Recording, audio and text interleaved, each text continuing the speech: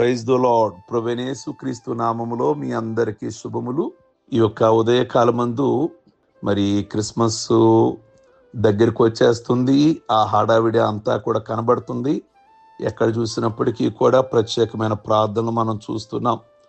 ప్రియ దేవుని బిడ్డలారా, ఆ మొదటి క్రిస్మస్ యేసయ్య పుట్టినప్పుడు ఈ రోజుల్లో లాగానే ఆ రోజుల్లో కూడా యేసుక్రీస్తును తృణీకరించిన వారున్నారు, స్వీకరించిన వారున్నారు, విధేయత చూపిన వారున్నారు, అవిధేయత చూపిన వారున్నారు, అవమానపరిచిన వారున్నారు, అభిమానించిన వారున్నారు.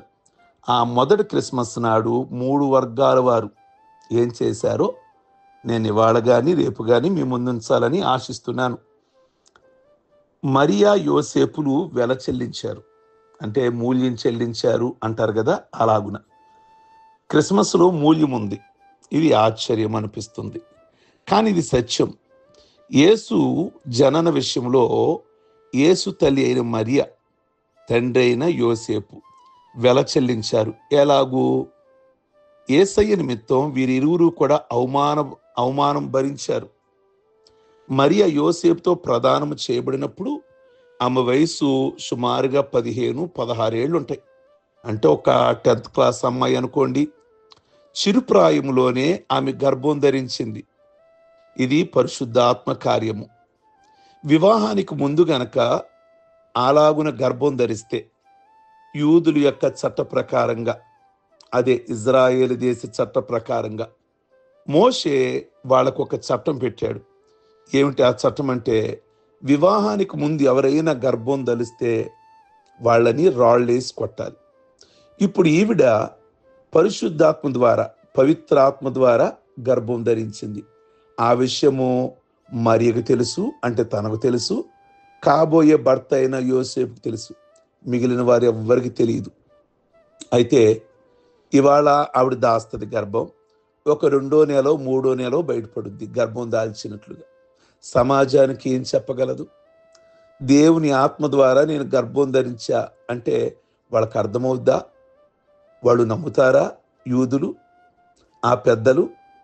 కనుక ఇక ఆవిడకి అర్థమైంది. ఇక వాళ్ళు నన్ను రాళ్ళేసి కొడతారు ధర్మశాస్త్ర ప్రకారంగా. అంటే ఒక 2 నెలలు ఆగాకో 3 నెలలు ఆగాకో నా మరణం తథ్యం, నేను చనిపోతాను, చంపేస్తారు వీళ్ళు. క్షణ భయం. సరదాగా ఉండలేదు, చక్కగా మాట్లాడలేదు, ఆందోళన, కలవరం లోపల. సరిగ్గా భోంచేయలేదు, రాత్రులు సరిగ్గా పడుకోలేదు. ఎందుకంటే 2-3 నెలల్లో నేను గర్భం ధరించినట్లుగా సమాజంలో తెలుస్తుంది. మా చట్ట ప్రకారంగా రాళ్ళే చంపేయాలి. కానీ నేను ఏ తప్పు చేయలేదు, ఏ పాపము చేయలేదు. పరిశుద్ధాత్మ ద్వారా నేను గర్భం ధరించా అన్న విషయం వాళ్ళకి ఎలాగునా? ప్రియా దేవుని బిడ్డలారా, ఈ ఉదయకాలమందు మీరు గమనించండి. ఒక టైములో యోసేపు కూడా ఆమెను అపార్థం చేసుకొని రహస్యంగా విడనాడాలని ఉద్దేశించాడు. అయితే స్వప్నం ద్వారా దేవుడు యోసేపుతో మాట్లాడినప్పుడు ఆ ఉద్దేశాన్ని విరమించుకున్నాడు, మరియను స్వీకరించాడు. ఇలాంటి అవమానాలన్నిటినీ మరియ భరించి వెల చెల్లించింది. యేసయ్య నిమిత్తం ప్రాణమును సహితం పణంగా పెట్టుటకు ఇష్టపడింది, చనిపోవడానికైనా ఇష్టపడింది.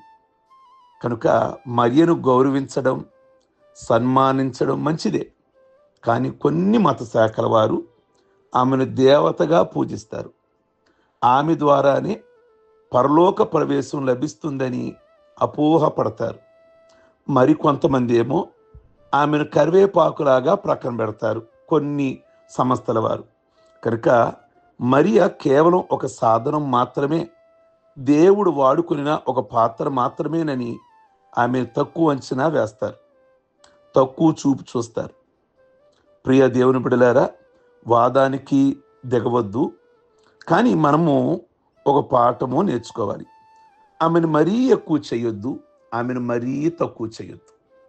ఆమెను తల మీద పెట్టవద్దు, అలానే ఆమెను కాళ్ళ దగ్గర కూడా పెట్టుకోకూడదు. ఒక ప్రియమైన మార్తుమూర్తికి ఎలాంటి గౌరవం ఇస్తామో అలాంటి గౌరవ మర్యాదలతో ఆమెను చూడడం శ్రేయోదాయకం. ప్రియ దేవుని బిడ్డలారా, కనుక చాలామంది ఆమెను తక్కువ చేసి మాట్లాడతారు. కొంతమంది ఏమో యేసుక్రీస్తు కంటే ఎక్కువ వాల్యూ ఇస్తారు. కనుక కరెక్ట్ కాదు. ఎందుకంటే మన అమ్మని ఎలా గౌరవిస్తామో మరి యేసయ్యకి జన్మించింది కదా, ఆవిడని గౌరవించాలి, కానీ పూజించకూడదు, ఆవిడని గౌరవించాలి. కనుక ఏదేమైనా మరియ ధన్యురాలు. యేసయ్యని నవమాసాలు మోసిన మాతృమూర్తి ఆవిడి. ఆయన ఆలనా పాలన చూచిన ధన్యమూర్తి. వాక్యమును బోధించింది ఆయనకి. చిన్నప్పటి నుంచి ఆలయానికి తీసుకెళ్ళింది. మార్గదర్శకంగా ఉంది ఆ తల్లి. తల్లి బాధ్యతలు సంపూర్తిగా నెరవేర్చిన భాగ్యవంతురాలు మరియ. లోకంలో ఎంతో మంది ఉండగా యేసయ్య ఈమెను మాత్రమే ఎన్నుకోవడానికి కారణం ఆమె భక్తి, విశ్వాసాలు. ఇక యోసేపు విషయానికి వస్తే వెల చెల్లించిన వారిలో ఈయన రెండో వ్యక్తి. వివాహానికి పూర్వం మరియ గర్భం ధరించింది. అలాంటి క్లిష్ట పరిస్థితులలో యోసేపు బయట తిరుగుతున్నప్పుడు ఇరుగు పొరుగు వారు మాటలాడే మాటలు, మరియను గూర్చి ఇతరులు అడిగే ప్రశ్నలు ఆయన హృదయానికి బాకుల్లాగా గుచ్చుకునేవి.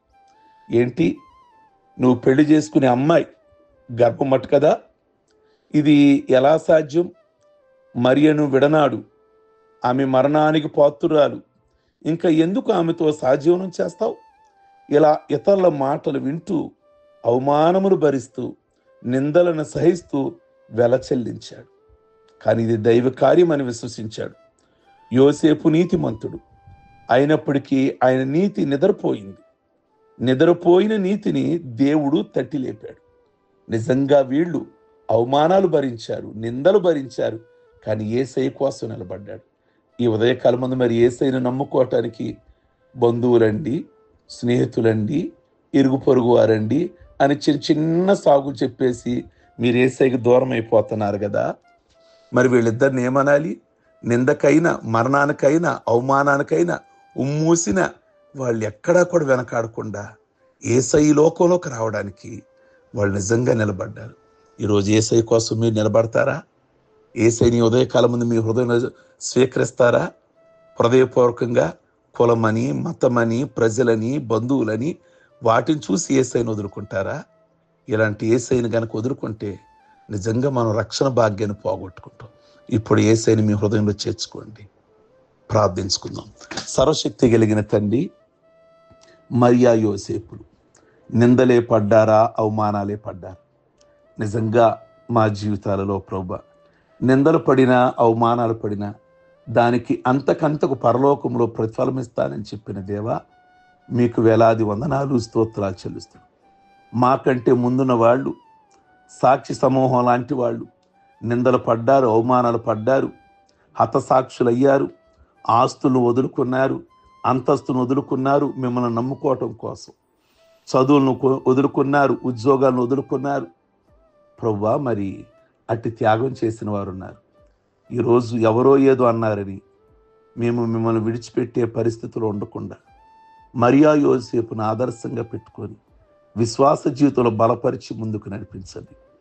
ఈ ఉదయకాలం నీ మాటలు విన్న ప్రతి ఒక్కరూ కూడా యేసుక్రీస్తును విశ్వసించడానికి వారి కుటుంబంలో, వారి హృదయంలో మీరుండి మీ గొప్ప దీవెన, నెమ్మది, ఆదరణ, ఆశీర్వాదం, మీరు ఎక్కడుంటే అక్కడ ఆశీర్వాదం, ఎక్కడుంటే అక్కడ ఆదరణ మీరు కలగజేసే దేవుడు గనక వారి కుటుంబాలలో కలగచేసి ఈరోజు పెళ్లి రోజులు, పుట్టినరోజులు, అలాగే బాప్టిజం పొందిన రోజులు జ్ఞాపకం చేసుకుంటున్న బిడ్డలందరికీ మంచి ఆయుష్, మంచి ఆరోగ్యం ఇచ్చి మీ నామమునకు మహిమ తెచ్చుకోమని, అలాగే 24, 25 క్రిస్మస్ ఆరాధనకు సిద్ధపడుతున్నటువంటి మీ బిడ్డలందరినీ కూడా మీరు ప్రత్యేకమైన దీవెన, ఆశీర్వాదాలతో నింపి మేలు చేయమని యేసు పరిశుద్ధ నామములో అడుగుచున్నాం తండ్రి.